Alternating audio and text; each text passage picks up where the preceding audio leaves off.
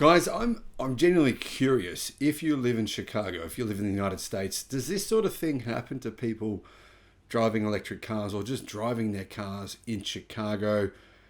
It seems like it's a scary place to be in. Now, I've visited Chicago, but I never saw anything like this. That said, after I saw this footage, I Googled murders in Chicago. Turns out it's one of the murder capitals of the world. What the hell is going on? Hello, my friends. Welcome to the channel. I'm Sam Evans. You're watching the Electric Viking. Generally, I just try to stick to the facts here, talking about electric cars, talking about new technology, battery technology, the future of renewable energy. But I saw this video showing a Tesla Model X owner appear to be in a situation where he was scared for his life. It looked like the police were there, but maybe the police were afraid to actually do something about it because there was so many hoodlums in this area. It seemed like this could be an area you don't want to be found in or you don't want to be seen in. And if you're driving through here, my advice would be, well, don't drive through here. Just avoid this place. Avoid Chicago. I mean, goodness me. Maybe parts of Chicago, some parts of Chicago, okay. I mean, I stayed in the city. Maybe stay in the city. So what am I talking about? Well, a Tesla driver has smashed through cars to escape a bunch of, like a crazy mob, hoodlums, who were trying to take over his car in Chicago. This Tesla Model X driver panicked, and the spectators in some sort of sideshow have attacked him. They've hit several cars, or he's hit several cars in an attempt to get away. Now, I don't know what happens to the cars that he hit, because this dude was just driving off. There's no way he was waiting around to try and find people's numbers.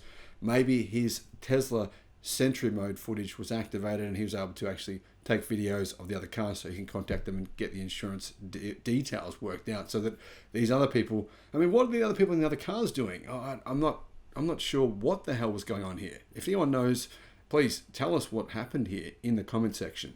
Now, what was going on here was, I don't know, this is a wild video from the weekend in Chicago showing a so-called sideshow takeover that turned violent. Spectators in the middle of a road sat on and took photos with a stopped Tesla Model X. When the driver tried to leave, the mob attacked him. That's what it looks like anyway. The driver panicked and he hit several cars when he was trying to escape. Now, sideshows and street takeovers are apparently a regular thing in the USA. I've personally never heard of them before. Clearly, I've got a lot of learning to do. I mean, I spent several months in the USA. I never saw this, but maybe things have changed since I was there. There has been quite a few Black Lives Matter protests, and it appears as though this sort of thing has happened at some of those protests from what I've been told. Now, I don't know if that's true, but let me know if it is. Oftentimes, these sorts of situations are little more than a big nuisance, where drivers are delayed by people participating in these apparently illegal events. However, in this case, you can see how dangerous they can potentially become. And in fact, I did see another video where bikers stopped and they actually bashed a guy almost to death in a similar situation. Now, two different videos show the entire exchange. And at first, spectators are sitting on and posing for photos with the Tesla as it sits there near the sideshow participating drivers. Then the Tesla driver slightly moves forward because he's trying to leave. They don't want him to leave though. The crowd is immediately enraged and begins beating on his car. Not really sure why. It just seems like they decided they want him to stay there. Anyway, things seem to calm down as the camera person scans the action towards two Dodge cars drifting, but the calm, well, doesn't last for long. They pan back to the Tesla and you can see it driving through a few spectators as one person begins screaming. He doesn't run over the spectators, but for some reason they're screaming at him. And the driver then tries to squeeze between oncoming traffic. And in the process, he hits a couple of cars, scrapes them, but manages to get through. But then it looks like he gets stuck behind some other cars. And the crowd assaults the car with what appears to be even more force and anger. Someone breaks the rear glass. The Tesla reverses and then moves forward again and hits more cars. Moments later, the driver reaches a point on the street where police are close by.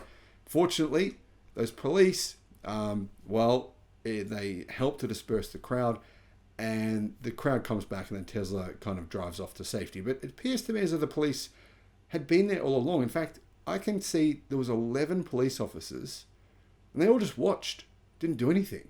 So were they scared? Were they thinking, well, there's 100 people in this crowd, we don't want to take them on? I'm not sure. I would have thought 11 police officers would be enough to deter even a crowd this size. Maybe not. It represents lawlessness. And these street takeovers are happening almost every weekend, said Tom Weitzel, a retired police chief in Riverside, Illinois, who spoke to Fox News. I'm sure the driver was fearful of being injured or carjacked, or who knows, maybe worse. As to why the police in the video didn't come to the aid of the Tesla driver sooner or work to end the takeover, while this retired former police captain he has an idea. He believes that it's because they were scared. He said there are maybe 10 to 12 police officers visible in the video, and there is no way they can handle more than 100 kids. Chicago is severely understaffed.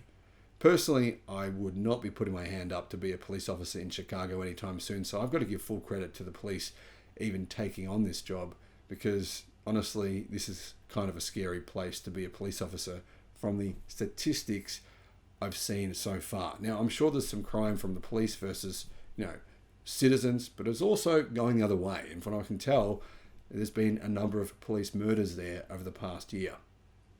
Teslas have a number of cameras around the car. You have Sentry Mode, you have the ability to record. It's very likely this car was recording footage of its own that it can save to use, I don't know what for. Would the police prosecute these people? Would they be able to prove who they are? Would they even bother?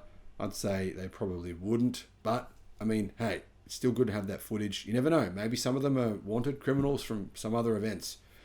Anyway, guys, if this is something you know anything about, because I'm baffled by what the hell's going on here, please let me know in the comments.